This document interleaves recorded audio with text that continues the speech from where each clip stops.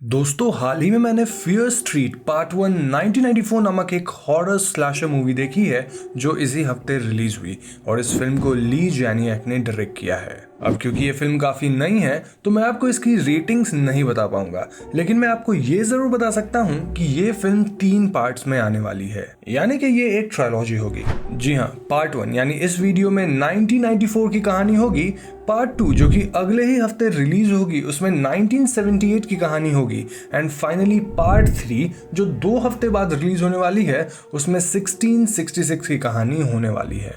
मैं अगले 2 पार्ट्स की एक्सप्लेनेशन भी जरूर लाऊंगा, तो उन्हें मिस ना करने के लिए हमारे चैनल को सब्सक्राइब जरूर कर लीजिएगा। मोरओवर ये फिल्म ट्रायलॉजी R.L. स्टाइन द्वारा लिखी गई सेम नेम वाली बुक सीरीज पे आधारित है, और अगर आप लोग इंटरेस्टेड हैं तो मैं इस सीरीज के पार्ट 2 की एक्सप्लेनेशन में आपको बुक से रिलेटेड कुछ इंटरेस्टिंग फैक्ट एंड थियरीज भी बताऊंगा। So now with that said, let's roll the intro.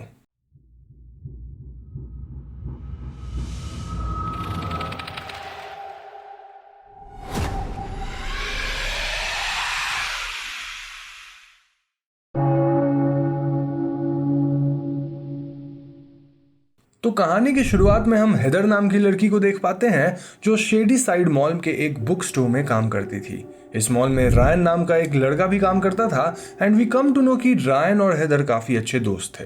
Ryan Heather को आफ्टर वर्क लिफ्ट भी देने वाला था, लेकिन अचानक हम व्यूअर्स देखते हैं कि रायन को एक अजीब फुसफुसाने की आवाज आती है, मानो कोई उसे पुकार रहा हो। इसके ठीक बाद हेदर के साथ कुछ असाधारण घटनाएं होती हैं, जैसे उसके स्टोर में बुक्स का गिरना, एंड देन एक मास्क्ड किलर हेदर पे अटैक कर देता है। हेदर इस किलर से बचने की कोशिश करती है, लेकिन वो हेदर को स्टैब कर देता है, और मरने से पहले हेदर उस किलर का मास्क हटाती है, who was none other than Ryan. जी हाँ दोस्तों, एन मौके पर ऑफिसर गूड वहां पहुंचते हैं और वो रायन को शूट करके मार देते हैं। नाउ यहाँ फिल्म की इंट्रो आती है और इसे ध्यान से देखने पे हमें कुछ चीजें मालूम पड़ती हैं। उस दिन मॉल में रायन ने 7 लोगों को मार डाला था।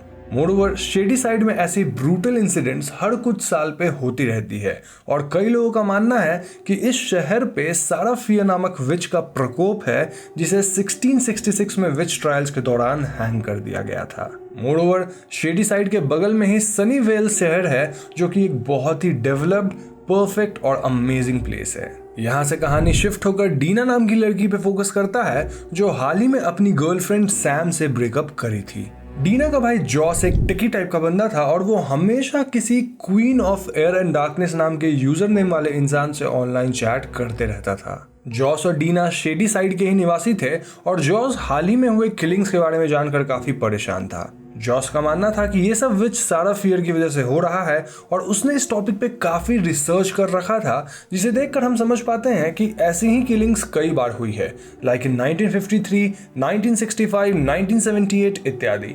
खैर, स्कूल में डीना अपने दोस्त केट और साइमन से मिलती है, जहां हमें पता चलता है कि ये दोनों स्कूल में ड्रग डीलिंग वगैरह करते थे। अब दोस्तों, इन जनरल शेडी साइड के टीनेजर्स काफी इनसेंसिटिव थे, क्योंकि उन्हें मॉल वाले इंसिडेंट्स के विक्टिम के लिए कोई रिस्पेक्ट नहीं थी, जबकि हेदर उनके स्कूल की ही थी। यहाँ हमें पता चलता है कि शेडी साइड के स्कूल का सनीवेल वालों से एक फुटबॉल मैच है, और इसीलिए स्कूल की team and cheerleading group Sunnyvale जाती है। Now Sunnyvale was a beautiful place, और वहां के लोग शेडी साइड के लोगों को पसंद नहीं करते थे। सनीवेल में डीना सैम को पीटर नाम के लड़के के साथ देखती है, और यहाँ हमें पता चलता है कि डीना का सैम के साथ इसीलिए ब्रेकअप हुआ था क्योंकि सैम शेडी साइड से सनीवेल मूव कर गई थी because of her parents divorce.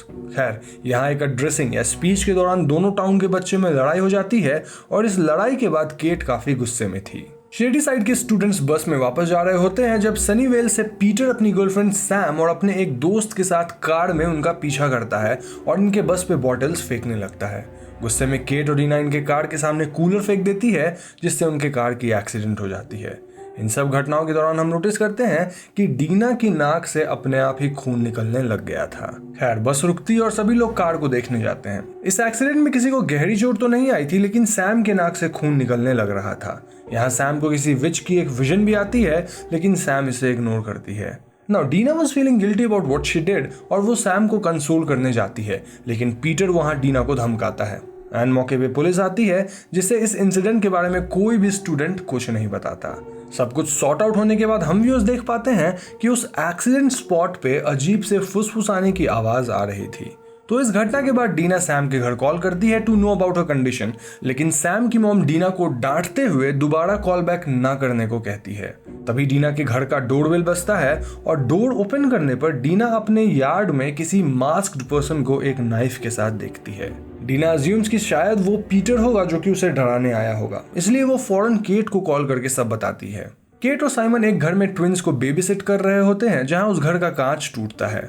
Cat और साइमन को भी घर के बाहर वो मास्क्ड इंसान दिखता है, इसलिए वो फौरन बच्चों को नेबर के यहाँ छोड़कर डीना से मिलने जाते हैं। नाउ डीना के घर पे डीना डिसाइड करती है कि वो हॉस्पिटल जाकर पीटर को इस हरकत के लिए कन्फ्रंट करेगी और उसके साथ केट, साइमन और जॉस भी जाते हैं। हॉस्पिटल में डीना सैम और पीटर से मिलती है जहां सैम का कहना था कि पीटर कभी भी हॉस्पिटल से बाहर गया ही नहीं था।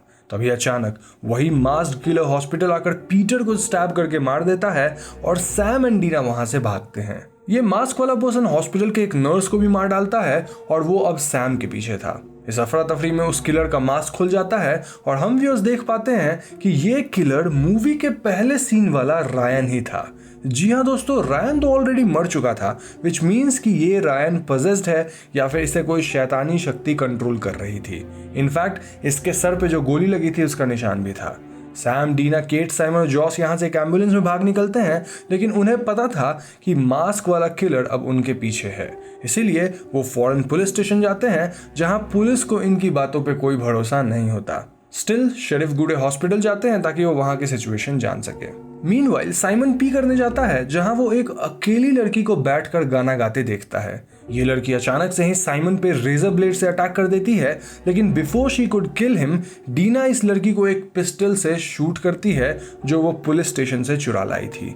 अब जिस लड़की को गोली लगी थी वो अपने आप हील भी हो जाती है एंड ये पांचों वहां से भाग निकलते हैं। अब घर आकर जॉस दिमाग लगाता है एंड ही कंक्लूड्स कि साइमन ने जिस लड़की को देखा था उसका नाम रूबी लेन है। जी हाँ, आज से 30 साल पहले यानी कि 1965 में रूबी लेन गाना गाते हुए अपने बॉयफ्रेंड को मार डाली थी, जिसके बाद उसने अपनी कलाई को भी काट लिया था। ऐसी घटनाएं हमेशा शेडी साइड में होती है, लाइक 1978 में मास्ड साइको मर्डर का केस, 1950 में हैरी रुकर का केस, 1935 में हम्प्टी डम्प्टी किलर का केस, 1922 में बिली बार्कर किलिंग का केस, 1904 में ग्रिफ्टर गट्स गर्ल्स वाला case and so on and so fourth.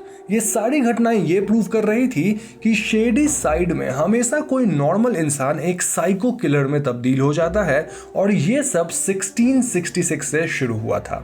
जी हाँ, 1666 में पहला केस पास्टर साइरस मिलर का था जिसने बच्चों को मारकर उनका आंख निकाल दिया था। कोइंसिडेंसली सारा फियर को भी 1666 में ही विच ट्रायल के तहत फांसी हुई थी, विच अगेन पॉइंट्स आउट कि शायद ये सब सारा फियर ही अपना बदला लेने के लिए कर रही है। अब यहाँ साइमन विच वाली राइम बताता है जो कुछ ऐसी थी। Before the witch's final breath she found a way to cheat her death. By cutting off her cursed hand, she kept her grip upon our land. She reaches from beyond the grave to make good men her wicked slaves. यानी कि मरने से पहले विच ने अपने शापित हाथ को काट कर अपनी मौत को धोखा दे दिया, जिससे वो इस लैंड को अभी कंट्रोल करती है। वो ताबूत की गहराइयों से निकलकर लोगों को अपना स्लेव बनाकर उनसे कत्ल करवाती है। लेकिन दोस्तों इस बार which for some unknown reason इन बच्चों को स्पेसिफिकली टारगेट कर रही थी। तभी सैम ब्लड कफ करने लगती है, जिसके बाद वो बताती है कि अपनी एक्सीडेंट वाली रात जंगल में उसे विच के विजन्स आए थे। ये सुनते ही पांचों बच्चे फौरन उस एक्सीडेंट स्पॉट पे जाते हैं जहां उन्हें जमीन के अंदर चेन्स मिलती हैं। ये चेन एक स्केलेटन से बंधी हुई थी और उस चेन से एक लॉक भी जुड़ा था जिसपे सारा फियर लिखा था, यानी कि ये स्पॉट सारा फियर का कब्र था। जी हाँ दोस्तों, उस रात एक्सीडेंट के दौरान सैम ने फियर के कब्र को डिस्टर्ब कर दिया था, जिस वजह से फियर के कंट्रोल्ड साइको किलर सैम पे अटैक कर रहे थे। इस पॉइंट पे सैम की नोज फिर से ब्लीड करती है और स्केलेटन को टच करने पर सैम को फिर से विच की विजन आ जाती है, जहां विच कहती है कि इट्स यू। साइमन फॉरन ग्रेव को वापस इस होप में अनडिस्टर्ब यानी ठीक करता है कि ऐसा करने से सब कुछ नॉर्मल हो जाएगा, लेकिन इसके बावजूद वहां एक मास्क वाला किलर सैम पे अटैक करता है। ये बच्चे फिर वहां से भागते हैं एंड इस पॉइंट पे एक बात तो क्लियर हो गई थी कि उन किलर्स को बस सैम चाहिए थी। लेकिन यहाँ सवाल ये है कि अगर उन्हें बस सैम से मतलब है तो वो किलर्स डीना या केट के घर पे क्यों आए थे? वेल जॉस की एक थ्योरी थी जिसके मुताबिक ये किलर सैम के खून को ट्रेस करते हैं और उस एक्सीडेंट वाली रात सैम का खून डीना के शूज में और साइमन के टी शर्ट पे लग गई थी, जिससे वो किलर्स इनकी तरफ भी अट्रैक्ट हुए। जॉस डिसाइड करता है कि वो सैम को एज ए बेट यूज करेगा ताकि वो उन सभी किलर्स को मार सके। तो सबसे पहले तो ये लोग ताजा तरीन कपड़ा पहनते हैं जिसपे सैम का खून ना लगा हो। इसके बाद वो सैम के खून का इस्तेमाल करके बाथरूम में एक ट्रैप सेट करते हैं। खून के ट्रेल को सूंघते हुए ये सारे किलर्स बाथरूम के अंदर चले जाते हैं, जहां सैम उन्हें फंसा देती है और बाकी लोग बाथरूम में आग लगाकर एक्सप्लोजन कर देते हैं। इस धमाके से सभी किलर्स के चीथड़े उड़ जाते हैं और मूवी यहीं पे खत्म हो जाती है। नहीं, एक्चुअली मूवी यहाँ खत्म नहीं होती, क्योंकि वो किलर्स वापस से रीजनरेट होने लग जाते हैं। At this point of time Kate का कहना था कि उन्हें सैम को किलर्स के हवाले करके भाग जाना चाहिए, लेकिन डीना इस बात से अग्री नहीं करती। सैम को खुद लग रहा था कि उसकी वजह से सभी की जान खतरे में है, इसलिए वो खुद को सैक्रिफाइस करने निकल जाती है। इस सब के दौरान जॉस अपने रिसर्च की हुई एक आर्टिकल को ध्यान से पढ़ता है जहां 1978 की इंसिडेंट के बारे में लिखा गया था। दरअसल 1978 में सी बर्मन नाम की किसी औरत को भी विच के विजन्स आए थे, लेकिन वो समहाउ सरवाइव कर गई थी। यानी कि इस विच से बचने का कोई तो तरीका जरूर था।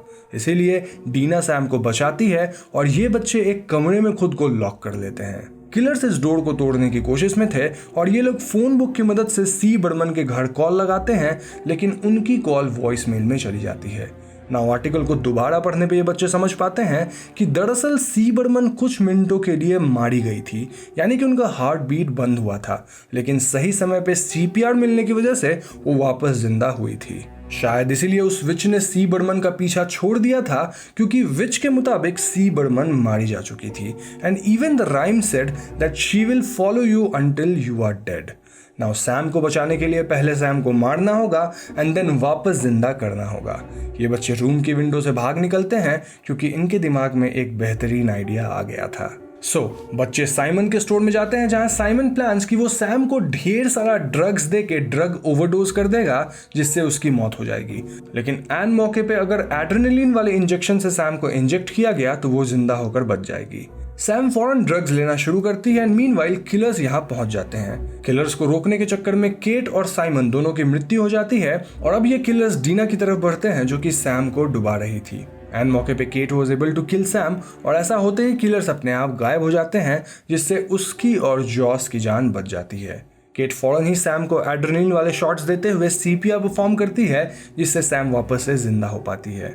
फाइनली सब कुछ खत्म हो चुका था, लेकिन दोस्तों केट और साइमन मारे जा चुके थे। दूसरी तरफ हम शेरिफ गूडे को देखते हैं जिन्हें रूबी लेन का लॉकेट मिलता है और वो किसी जगह पे एक नोट ड्रॉप करते हैं जिसपे लिखा था कि it's happening again. This scene shows कि शायद शेरिफ गूडे को इस बारे में कुछ तो जरूर मालूम है जो शायद हमें नहीं मालूम। अगले दिन शेरिफ सैम, डीना और जॉस से मिलते हैं और ये तीनों बच्चे सेम मनगढ़ंत कहानी शेरिफ को सुनाते हैं। शेरिफ का कहना था कि अगर ये तीनों सच नहीं बोले तो न्यूज में केट और साइमन पे ही सारा ब्लेम डाल दिया जाएगा, calling them a junkie. Dina का कहना था कि शेडी साइड में हमेशा ब्लेम गलत लोगों पे ही डाला गया है, जबकि सभी किलिंग्स के पीछे किसी असाधारण शक्ति का हाथ है।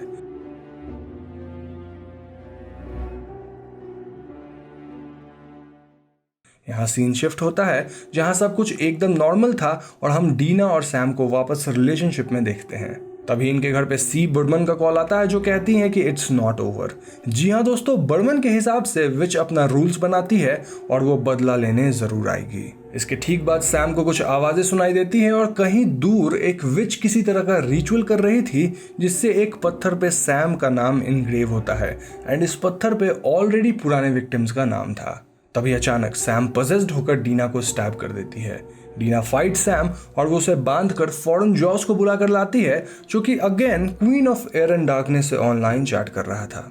डीना प्रॉमिसेस कि वो सैम को इस पजेस स्टेट से वापस ठीक जरूर कर देगी। मूवी के लास्ट सीन में हम देखते हैं कि ये लोग सी बर्मन से मिलने गए हैं, जो कि इन्हें 1978 में हुई किलिंग्स की स्टोरी बताने वाली थी।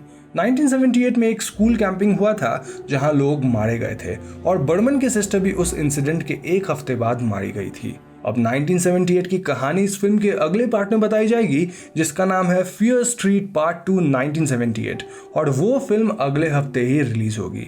इनफैक्ट इस फिल्म के एंड में हमें पार्ट 2 की कुछ सीन्स देखने को मिलती है एंड देन ये मूवी खत्म हो जाती है। तो दोस्तों ये थी फियर स्ट्रीट पार्ट 1 1994 की कहानी। और इस फिल्म में थियरीज वगैरह तो है, लेकिन फिलहाल मैं आपको वो नहीं बताऊंगा क्योंकि थियरीज को हम पार्ट 2 और पार्ट 3 वाली वीडियोस में कवर करेंगे, जिसे आप तभी टाइम पे देख पाएंगे अगर आपने चैनल को सब्सक्राइब करके बेल आइकॉन को दबा रखा है। आई होप कि आपको ये वीडियो पसंद आई होगी, और पसंद आए तो लाइक और शेयर जरूर कीजिएगा। जाने से पहले हमारे चैनल हॉन्टिंग ट्यूब को सब्सक्राइब करके बेल आइकन को जरूर दबा दें, क्योंकि हम अपने चैनल पे ऐसे वीडियोस लाते रहते हैं। पीस।